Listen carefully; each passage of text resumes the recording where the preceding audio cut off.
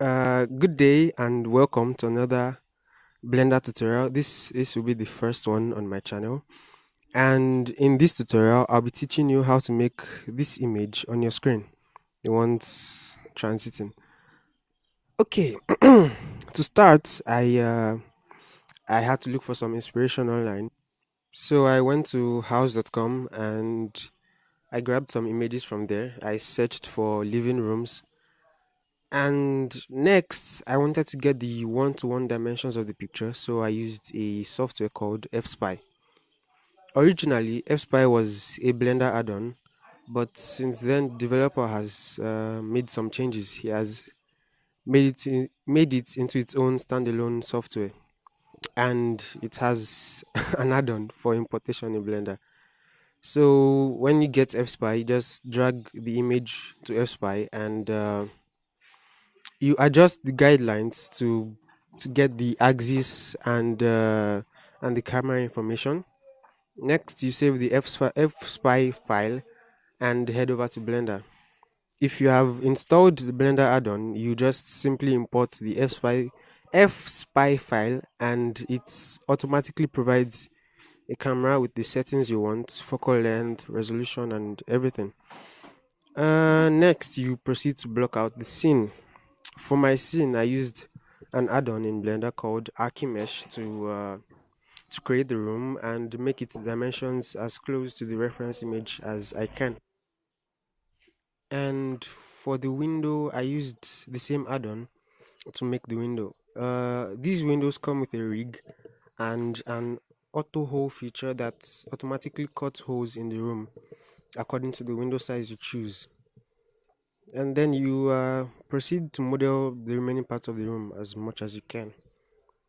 For the glass, the material that comes with the window glass is not very render friendly, and it can fill your scene with a lot of fireflies. Fortunately, I found a glass materials hack in Blender Guru's video. I'll put the description link below.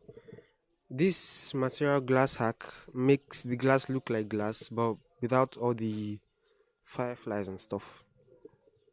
Next, I went out and I got textures for the floor. I found this really nice one on Polygon. I'll also put the link in the description below. As a tip, when you're working on your scene, when you're still trying to get things going, it's a good idea to set the max number of bounces to 1 to make moving around in preview render easier. Next, I went to furniture shopping and I got some 3D models from Turbo Squid, Free 3D, and Blend Swap. Because as any archivist artist knows, modeling furniture is very time consuming, and if I had to model every single thing in the scene, it would take me nothing less than a month.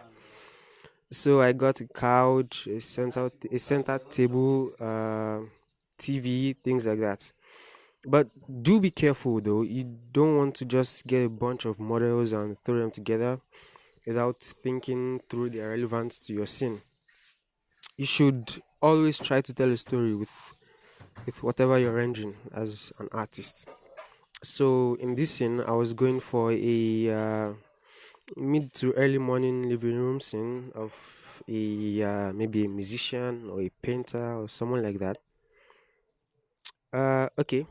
So next, after getting models that are relevant to your overall story, I added some lights. Basically, I used the wall lighting as the main source of light because an HDR would just consume unnecessary render time and would not give enough value, I guess.